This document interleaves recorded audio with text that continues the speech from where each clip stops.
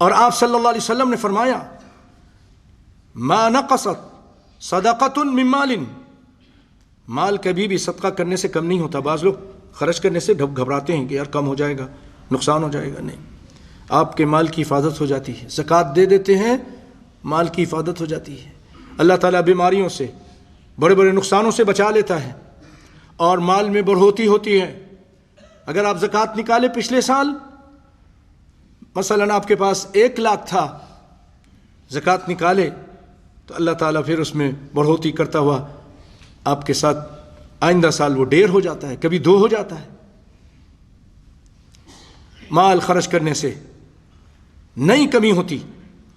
اور یاد رکھیے کہ آپ صلی اللہ علیہ وسلم نے فرمایا جو کوئی بھی من تصدق بعدل تمرۃ من کسب طیب، جو کوئی بھی مال خرچ کرتا ہے پاکیزہ کمائی سے، اور اللہ تعالیٰ یاد رکھیے پاکیزہ چیز کو قبول کرتا ہے۔ حرام سود کے پیسے سے آپ خرچ کریں گے نہیں، ناجائز چوری کے پیسے سے صدقہ کریں گے اللہ کے قبول نہیں ہوگا۔ حلال پیسے سے جب صدقہ کریں گے وہ اللہ کو قبول ہوگا۔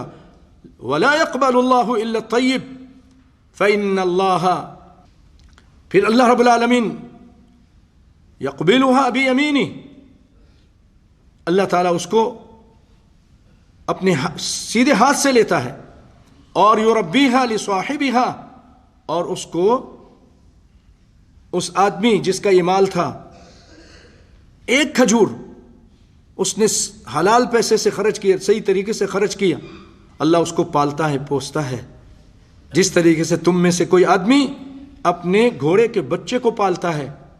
کما یربی احدکم فلوہ حتی تکون مثل الجبل، غور کیجئے، توجہ دیجئے، فائدہ، ایک کھجور کو اللہ تعالیٰ پال پوس کے اتنا بڑا کرتے ہیں جیسے پہاڑ بنا دیتے ہیں، جیسے کوئی بڑا پہاڑ ہے۔ اللہ اکبر۔ دنیا میں بھی فائدہ، آخرت میں بھی فائدہ۔